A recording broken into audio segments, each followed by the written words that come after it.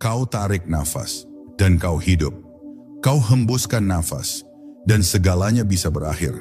Tapi pernahkah kau bertanya, siapa yang meniupkan nafas itu ke dalam dirimu?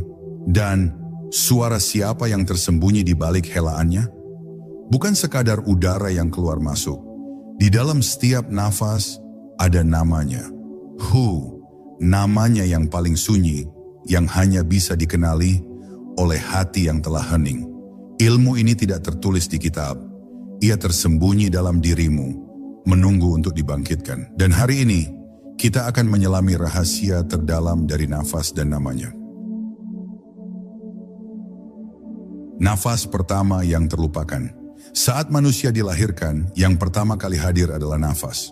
Sebelum suara, sebelum tangisan, bahkan sebelum kesadaran akan dunia, nafas telah datang mendahului semuanya.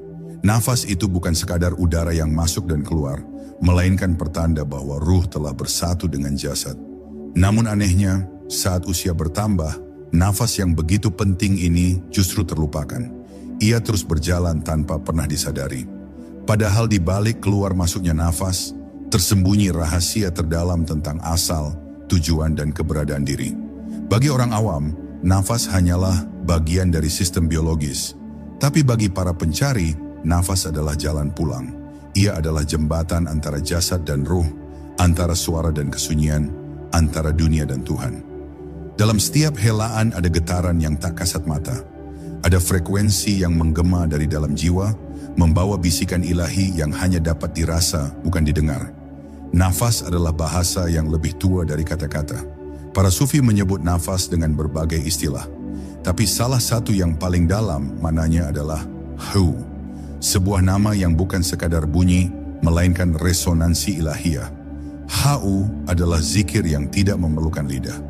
Ia bergetar dalam dada, menyatu dengan degup jantung, dan hadir dalam keheningan yang tak terucap.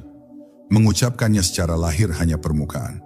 Yang sejati adalah menyadari bahwa Hu telah ada dalam setiap hela nafas sejak kita pertama kali hidup. Dalam perjalanan makrifat, mengenal Hachu bukanlah tentang mengenal sebuah kata, tapi tentang mengalami kehadirannya dalam diri. Nafas menjadi pelatihan spiritual paling sunyi, tapi paling dalam. Ketika seseorang mulai memperhatikan nafasnya, ia akan sadar bahwa setiap tarikan dan hembusan membawa pesan. Ada saat-saat di mana nafas terasa ringan, seperti ada yang mengangkat beban dari dada. Dan ada saat di mana nafas terhenti sejenak, seakan menanti izin untuk kembali berhembus. Di titik jeda antara masuk dan keluarnya nafas, di sanalah titik paling tersembunyi itu berada. Titik itu tidak bisa dijangkau oleh logika, tidak bisa dijelaskan dengan ilmu fisik.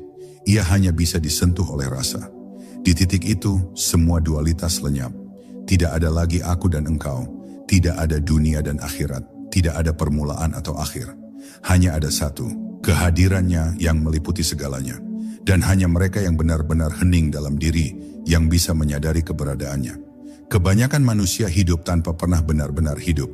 Nafasnya berjalan, tapi jiwanya tertidur. Padahal jika seseorang sadar pada nafasnya, ia akan menemukan bahwa setiap hela adalah zikir. Setiap tarikan adalah doa, setiap hembusan adalah penyerahan. Nafas bukan sekadar fungsi tubuh, tapi jalan kesadaran yang paling dekat dan paling nyata. Sayangnya, kita sering mencari Tuhan di luar, sementara Dia hadir begitu dekat pada nafas yang keluar masuk tanpa henti. Maka marilah kita mulai dari awal, kembalilah ke nafas. Rasakan kehadirannya tanpa menguasainya. Dengarkan keheningan yang tersembunyi di antara dua hembusan. Di sanalah Hu bersuara, bukan dengan bunyi, tapi dengan rasa. Nafas adalah pintu, dan Hu adalah kuncinya. Siapa yang dapat merasakannya, ia akan dibawa masuk ke ruang terdalam, ke titik sunyi di mana Tuhan tak lagi dipanggil, karena ia sudah hadir sepenuhnya.